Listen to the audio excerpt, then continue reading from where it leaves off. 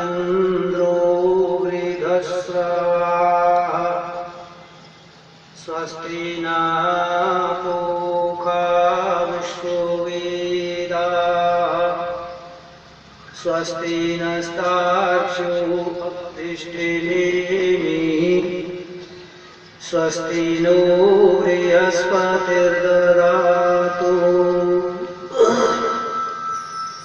ओम शांति शांति सुशांतिर्भवतु सर्वारिष्टं शांतिर्भवतु।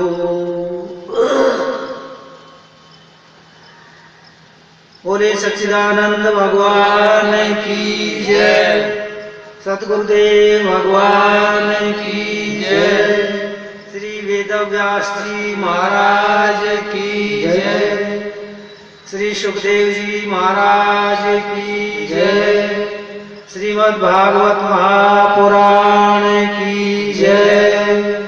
जय जय श्री राधे श्याम। अनंत श्री विभूषित सर्वदा अर्चनीय वंदनीय श्री सतगुरुदेव महाराज के युगल पावन चरण कमलों में पुनः पुनः नतमस्तक होते हुए सर्व यतिवृंद श्रद्धान्वित प्रबुद्ध श्रोतागण,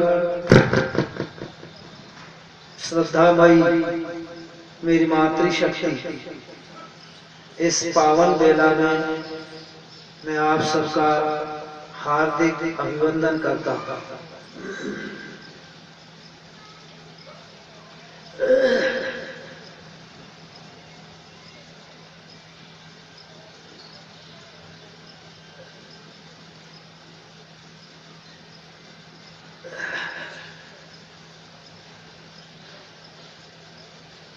मैं आपसे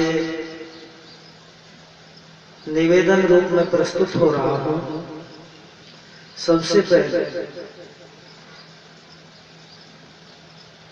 जो कोई मैं विषय निर्धारित किया, लेकिन एक मुख्य सिद्धांत का सूत्र ध्यान देकर के सुनना।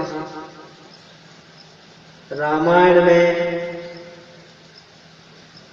तुलसीदास जी ने जब हनुमान जी महाराज लंका में गए हैं, वहां कही है, अब वही भाव भरोसा हनुमंता, बिनु हरि कृपा मिले नहीं संता। ये कहा। और उसी रामायण में उन्हीं बाबा ने दूसरा सिद्धांत प्रस्तुत कर दिया कि पुण्य पुंज बिनु मिला ही न संता। एक ही ग्रंथ है, एक ही ग्रंथकार है।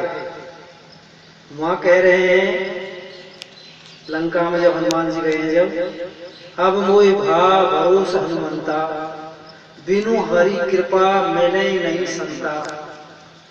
और दूसरे वही तुलसीदास जी उसी रामायण, चलो दूसरे ग्रंथ में कोई दूसरा ग्रंथकार कह देता तो कह देते हैं शायद मतभेद हो सकता है, लेकिन एक ही ग्रंथ में एक व्यक्ति का मतभेद कैसे?